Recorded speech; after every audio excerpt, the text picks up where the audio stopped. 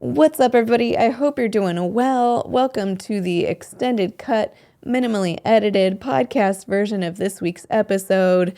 I have been enjoying releasing these longer versions, and I hope you've been enjoying listening as well. I could go on about that. I'm just surprised how many people listen to the podcast version of the episodes. I'm just grateful that you're here, and I hope you enjoy today's episode. In my last video, I talked about early career anxiety, and I was looking through the comments that people left, and I think someone made a really great point. They said, quote, "Having gained my license and opened the doors of my practice 2 months ago, but not having found any clients yet, I'd absolutely trade the anxiety of seeing clients to the anxiety of my currently unpaid rent and bills piling up." Whew, I mean, been there, done that, and yes, that was, for me, the most stressful part of my career. Like, it's a different kind of anxiety that now you can't pay your bills, which could also be applicable when you're in grad school seeing therapy clients and still not paying your bills, but yes.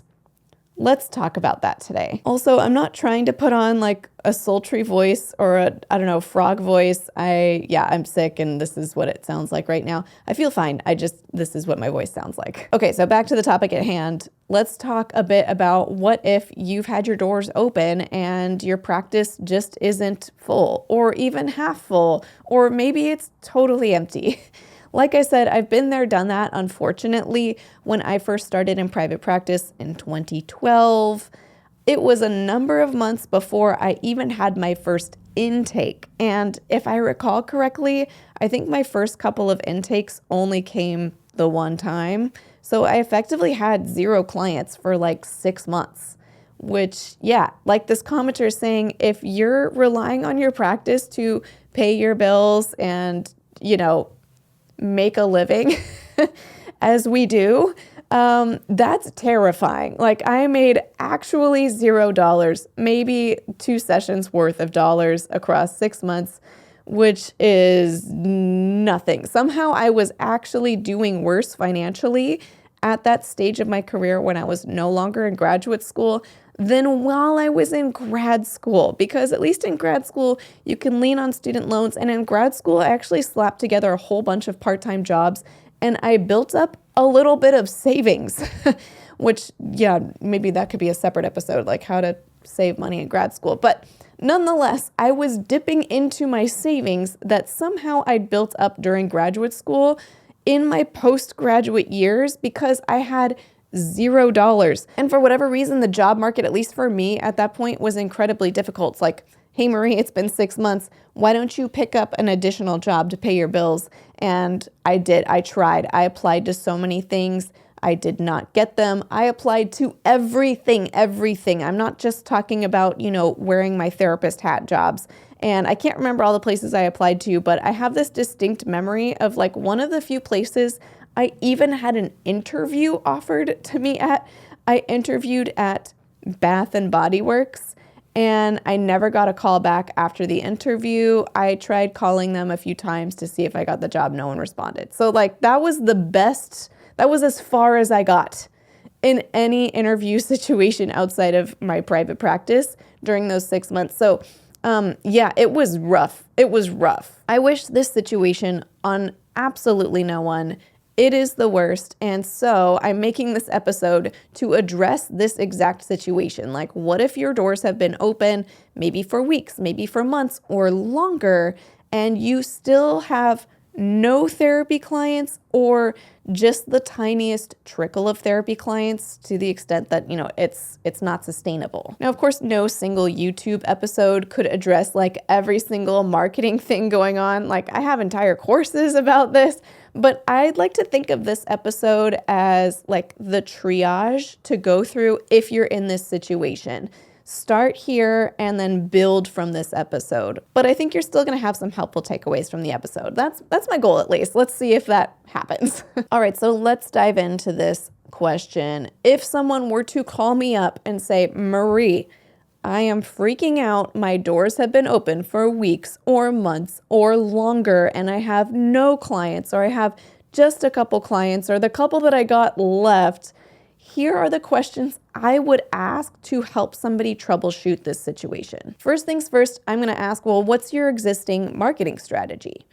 A lot of you, I know, are listening and going, oh shoot, I do not have a marketing strategy, but most of you have a marketing strategy, whether you know to call it that or not. Basically, the question is, what avenues are available for potential clients to find you? If there's absolutely no available avenues for potential clients to find you, then yeah, that's your problem. Like, at least folks are going to have some avenue typically, right? You're listed on Psychology Today, or maybe you're paneled with insurance, or maybe you have a website, maybe you've been networking with professionals. Like, there's something you've tried to make an avenue for clients to find you. So my first question would be, what avenue or avenues are available for potential clients to even have the chance of seeing that you exist, that you're available? As we run through this triage, I'd like you to kind of think of this as like we're taking our car into the mechanic and opening up the hood and just saying, okay, I don't know what's going on, but my car's not working right now. Can you just take a look and see what's going on?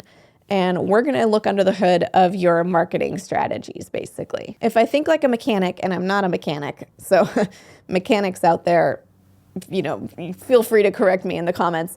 But if I were to think like a mechanic and we're looking under the hood, we might say, okay, go ahead and start your car and let's see what happens under the hood. And maybe you hear some weird noises, or you can tell by looking at it that there's something under the hood that's not working the way it should be. So we want to kind of follow a similar approach when we're looking at your marketing strategies to kind of say, okay, let's imagine that I am my own potential client. I'm someone who's looking for a therapist and I might be the good fit for them. Let's walk through every single step of the process of how they would go about finding me and see if there's any snags along the way. Most likely there's some snags in there, because if it was a completely smooth process, you probably would be filling your practice, or there might be some other issues, but we'll triage that part later. Now, I get that this is tricky to implement because you're not actually your potential client, and you might be going like, how would they find me? But given that we identified what avenues are available as marketing paths for your clients to find you,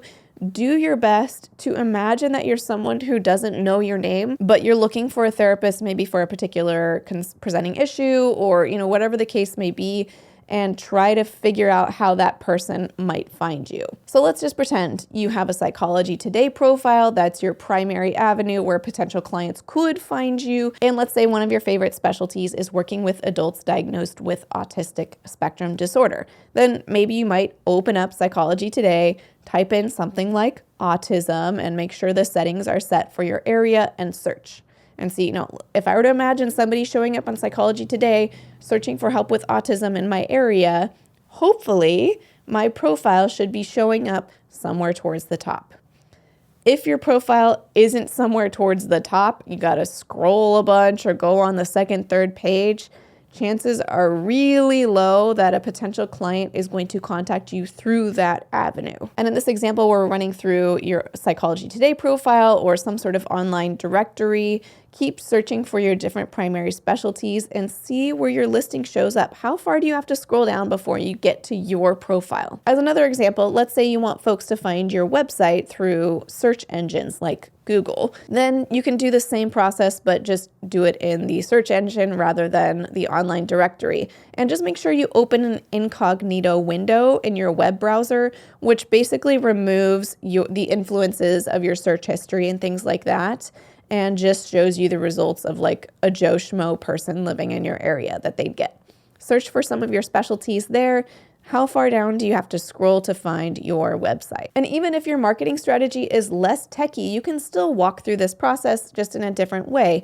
Like, let's say your primary marketing avenue right now is through networking with other professionals. Well, maybe check in with some of those professionals and say, hey, I'm just kind of doing an inventory of my marketing strategy, and I'm wondering, have you ended up giving my name out to any potential clients along the way? And whatever their answer is going to be really helpful. Like, some of them are probably going to say, oh my goodness, no, I think you're great. And I haven't given your name out maybe because I didn't have any referrals that I needed to make in general, or my referrals are having this kind of presenting issue and I know you specialize in that presenting issue, or you're going to get some data around it. So whatever available avenue you have for folks to find you, try to see if you can walk through all the steps of how to get to you. And if it's difficult at any point to find yourself along the way, then there's a good chance that your snag is somewhere in there. One of the steps in that process isn't working. Now, I don't have numbers to back this up. I'm just speaking from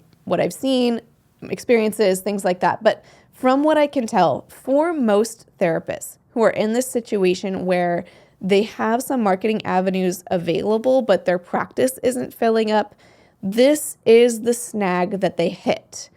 In other words, you're not showing up at the top of search results, whether it's through online directories or search engines, or even, it could be social media or other techie formats, or your name is not getting added to the list of the folks who might be making referrals. And this could apply in any number of ways. If you're doing free workshops that, those people are not passing your name out to potential referrals, or if word of mouth in general is your strategy, your name's not getting passed out. Like, this is usually the spot where the snag happens of somebody discovering that you exist, to put it very simply, to say I know that Marie Fang is a therapist who specializes in some of the things that I'm looking for help with. That threshold is something that most therapists are not crossing if their marketing strategy isn't filling their practice. So because I'm imagining that most people listening are going to hit this specific snag where their name or their profile or their website is not showing up towards the top of search results, not getting referred out, not showing up in front of the faces of people who could be their potential clients, I would really emphasize that you make sure your name is getting passed out, whether it's showing up at the top of search results of your online directory profile, at the top of search results of Google, showing up in social media. I'm not as educated on other types of social media, even though I'm on YouTube, but that's really more of a search engine. Anyway, that's neither here nor there. Or getting your name to show up in people's referral networks if you're going through that route. I think there's some nuanced situations where this isn't necessarily the issue. Like, for example, if you're contracted with a group practice, particularly if it's a group practice where there's either a lot of therapists or some of the therapists have more beefed up marketing strategies, then maybe your name is showing up in front of a bunch of potential clients, but in the major scroll that they go through all of the profiles, you're getting kind of lost in the fray. And I can imagine a very similar issue happening with folks whose primary avenue available for clients to find them is through insurance panels. It's maybe your name is showing up on a giant list that insurance is giving out, but maybe as folks go through and look you up, your profile or whatever's available about you to look up is maybe not as beefed up as whoever else is on that list. Now, if somehow I'm wrong and you run through this kind of diagnostic strategy and your name is showing up, you're one of the top listings on Psychology Today for your specialty in your area, or you're showing up in Google search results, your name is getting passed out from professional networks, or maybe you're sharing your name in Facebook groups or things like that when folks are asking for referrals, and you're still not filling your practice, then that tells us that there's something further down the line. Once somebody has discovered that you exist, that's having some sort of snag that requires some troubleshooting. Let's say for me, my website is showing up towards the top of search results for certain specialties in my area. And if I still wasn't filling my practice, that tells me either there's not that many people searching for that specific specialty or something along those lines, or even if plenty of people are searching, they're either not clicking on my profile, or once they click on my website, whatever's there isn't clear enough or trust building enough. There's some snag happening once they've arrived on my page that I need to troubleshoot. In other words, the issue here typically isn't then that people can't find you. It's just that they're not booking with you once they've found you. If you're in this situation where you are showing up towards the top of search results, your name is getting passed out a lot and things like that, but people just aren't booking with you, then I would suggest you'd have a friend or two, some trusted colleagues, run through your entire marketing funnel. I get marketing funnel is weird jargon. It's basically just the series of steps involved for somebody to go from discovering that you exist to booking with you? Like, can you have a few folks run through all of those steps? So if my marketing funnel is my website showing up in Google search results, if a friend sees my profile show up in Google search results and clicks on it, is there anything that happens between them showing up on my website and booking that is either confusing, unclear, maybe it's not clear how to go about contacting me, or maybe they thought they were going to find one thing when they clicked on my website, but then once they got there, the messaging didn't match up and seemed to be saying something else. It could honestly be any number of things going on, but it could be super helpful to have a few trusted folks who you know aren't just going to be like, you're doing great, not sure what it is, but who are going to say, oh, I wonder about this. I got a little lost here. This thing that you have here is a little unclear. If they could run through that with you, then that's going to give you a lot of information. And I will say at this point in our day and age, even if you have a non-techie way of filling your practice, such as through networking, it is really important to have some kind of online presence, even if it's just a very brief profile hosted in an online directory, something that people can click on to learn more about you. I think we are at a point societally that if you were hoping to have absolutely no online presence and just an email and a phone number, that's probably going to be a snag, I think, for most people.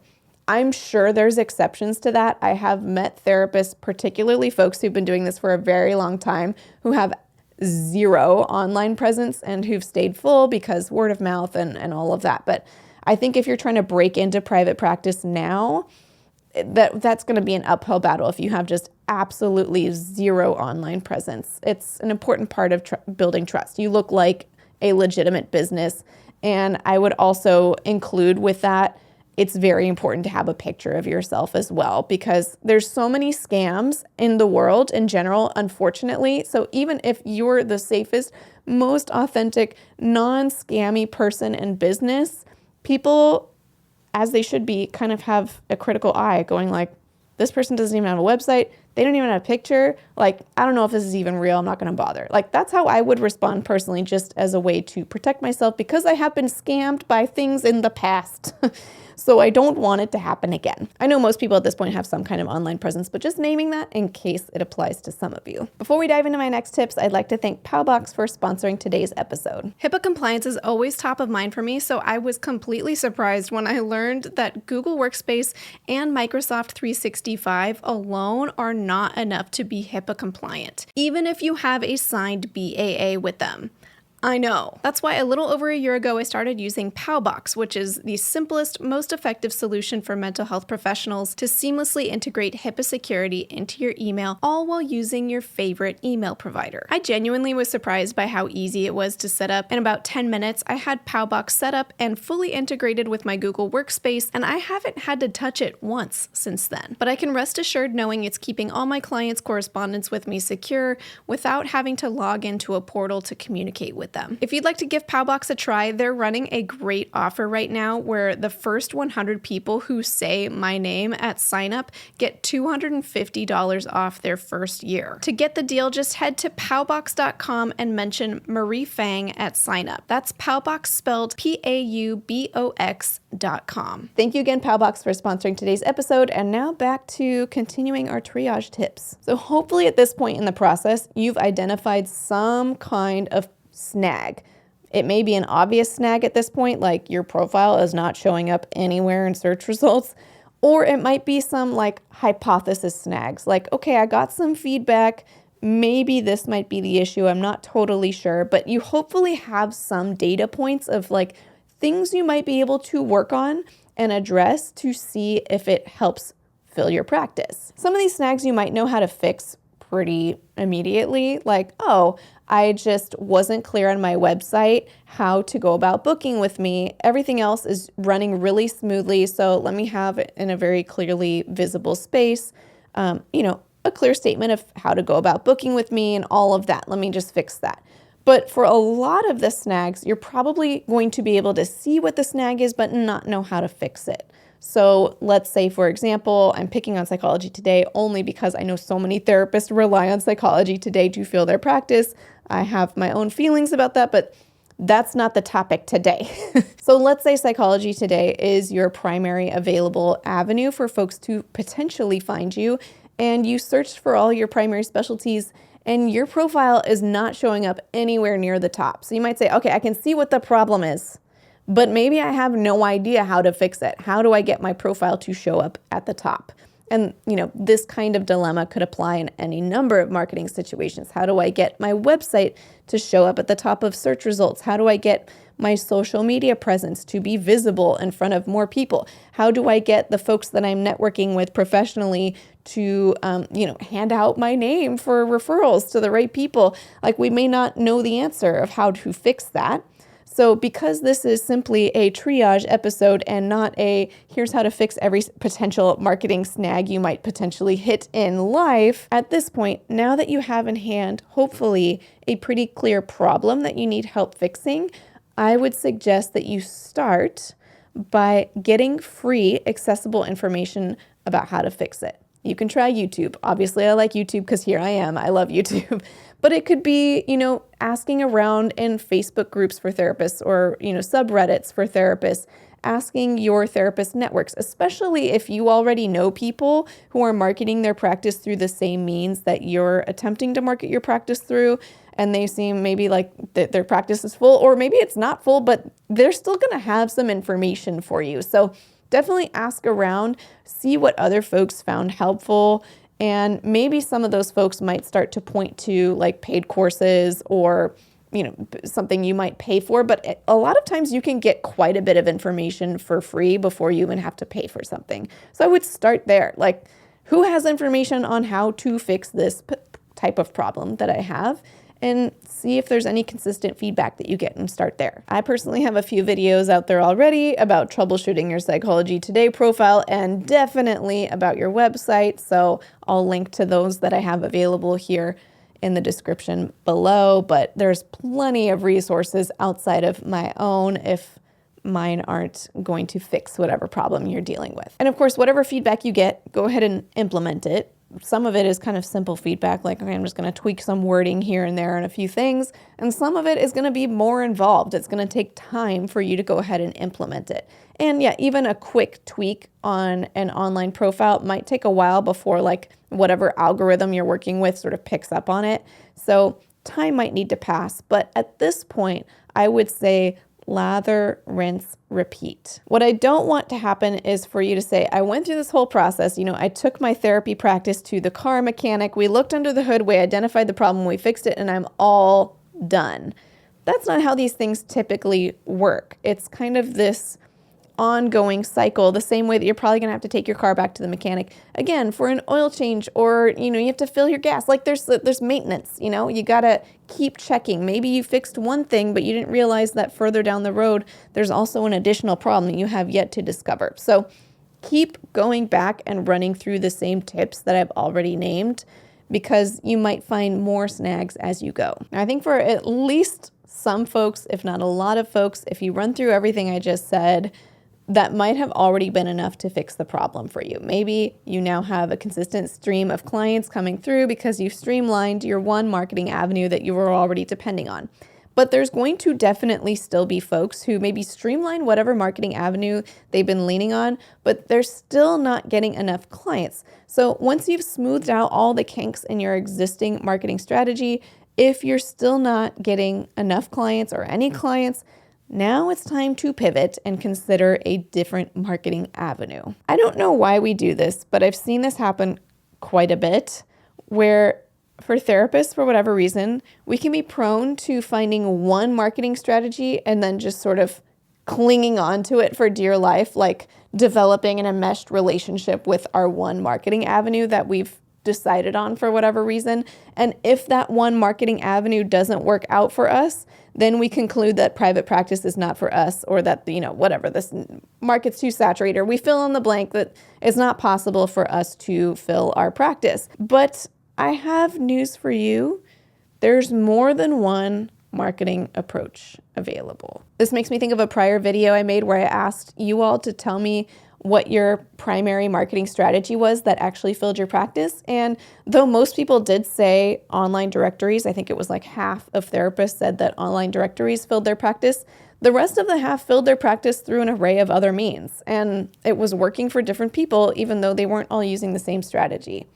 I know for me, when I had my practice listed on an online directory, initially, this is way back in 2012, it did give me like one new client per month working in the city of San Francisco back when everything was in person, which is nothing to scoff at. And I appreciate that one client a month made that online directory worth continuing to pay for, but that wasn't enough to fill my practice. So I had to start adding on additional marketing strategies. But I know other therapists who keep their practice full just through Psychology Today, which is great. I love that. That would be awesome if it was true for everyone, but it's not going to be true for everyone. There might be a different marketing strategy that works much better for you. So if nothing else comes across, I hope I communicate that it's okay to change marketing strategies. Keep the one you have and add a new one, or if the one you have is just completely not working for you, you can drop it and start a new one. But it's not only okay, I think it's necessary eventually. I've told this story at some point on this channel, but it sticks out in my mind and it feels worth telling again because I think it communicates something really important. I remember moving into a new office space in like 2017 and meeting my colleagues in that space, and there was somebody who'd been in their career for like 40 plus years. And I remember he approached me in the little kitchen area and he said, yeah, it's really tough these days. Yeah, the yellow pages isn't filling my practice these days like it used to. And at first I thought he was joking, but he was dead serious and kind of grieving how hard it was for him to keep his practice full. And that really sticks out in my mind because I am sure 40 years ago, the yellow pages was probably like the first place, at least, that you would start to say, of course you're going to put your practice in the yellow pages because that was like the Google of the 80s, you know? Like you're going to start there if you're looking for a professional.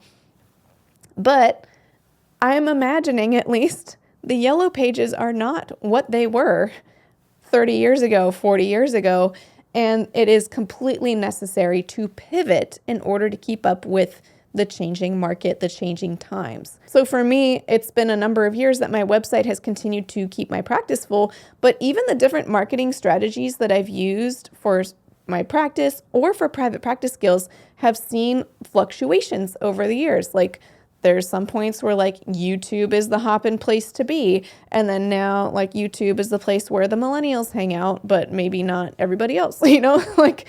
So just, there's changes. I don't know, that wasn't the best example, but we should assume that in time we need to change our marketing strategy, whether it's in 2 years or 10 years, but we need to be open to shifting with whatever's going on at the time. Now, I mentioned the category of therapists who like clings onto one marketing strategy, and it's like this marketing strategy or bust. If this one doesn't work out, then private practice is not for me. But then I also see the other extreme of therapists who says, oh my goodness, what if this marketing strategy doesn't work for me? So I'm going to do all the marketing strategies. I'm going to do 5 new marketing strategies at once. I'm going to build my website and I'm going to have my online profile and I'm going to start a social media profile and I'm also going to start public speaking and I'm going to meet 3 new professionals every week to build my practice through networking because there's that scarcity mindset. And maybe it's really real. Like maybe you've tried the one marketing strategy and it's not working. Personally, I don't recommend jumping onto several marketing strategies at once for a couple of reasons. One, if we spread ourselves too thin, you might take on 5 new marketing strategies in 1 month, but none of them really is working for you because you kind of slap them together really quickly. 2, we don't want you to burn out because maybe you might kind of have this burst of adrenaline at the beginning of the thing, sort of maybe anxiously putting everything together across all of these marketing avenues. But now at the end of it, you're so tired that you can't keep them up more than, a few weeks or something like that. And a third reason is even if that strategy kind of works for you, you won't necessarily know straight away which marketing avenue has been the most successful. Like maybe you put together 5 different marketing avenues, but only one of them is really sending you clients, and you may not even realize that. Now, there's ways to figure out where different clients are coming from, but I wouldn't want you to think then that now I have to maintain all 5 of these marketing avenues if maybe just one of them is really doing it for you. So for a variety of reasons, generally, I think it's wisest to take on one new marketing strategy at a time, really fine tune it, master it, make it the best you can make it within your reasonable skill set. And then once that's smoothed out, you can add on a new marketing avenue after that. And yes, in time, I think for all of us, it tends to be wisest to have multiple avenues that we market our practice rather than just depending on one. Because if anything happens to that one, then at least you have some diversity to pull from. You're not just fully dependent on, say, online profiles, which is one of the reasons why that's not my favorite. Like, if your favorite online directory shut down tomorrow, does your entire practice shut down with it? That's probably not going to happen, but it does feel really empowering to me to have some level of ownership over how I fill my practice, to know there's some diversity of how I do so. So just floating that out there, that in time, I think it does actually make a lot of sense to have multiple avenues for potential clients to find you, but I encourage you to just focus on one of them at a time, so that, we take care of you, we know which ones are working for you, we can figure out where the snags are and fine tune them. And as just a general rule of thumb, if you're having trouble picking which marketing strategy to add, I would just say to look for one that you feel least allergic to. Like, what feels like there's the most amount of energy or momentum or interest, or like, yeah, I could do that, and start there. There's no need to tackle a super challenging marketing path, even if it's the one like all your friends are doing, if it's not a good fit for you. All right, I think this concludes how I would approach this imagined coaching call, where if somebody called me up and said, Marie, I have been marketing my practice for X amount of time and I just am not getting clients, this is exactly the line of questions that I would run through with pretty much anybody. And hopefully this can start to get you off on the right foot. Now, I know for some of you, you may still be feeling stuck or overwhelmed, feel like you need extra support, in which case I have a course for you. I've thought about this. I've been there before. It's called the Client Attraction System, and it helps you parse out different marketing approaches, figure out which one's a good fit for you to try, and also a big piece that I didn't address in this episode, which is, building your brand. You have to know what you're selling to people before you try to find the people to buy it, so to speak. So the Client Attraction System can help you with that as well. If you're interested, I've linked to it below. Well, thank you for joining me in this episode. I feel like I haven't talked about marketing your practice in a little while, and this is just what I felt like talking about today. Also, I'll say that I'm filming this before I know what the election results are, and I'm kind of like plugging my ears and singing la la la la la because I'm trying to pretend that nothing is happening until I actually know what the results are. Like, I voted and now there's nothing else I can do, so I'm just waiting. Anyway, I'm just saying that because I don't know by the time this episode comes out if like utter chaos. I have some fears about what's gonna, listen, we don't need to talk about it, but if for whatever reason this episode feels a bit tone deaf, it's just because I already filmed it before whatever's happening. On that note, until next time, from one therapist to another, I wish you well.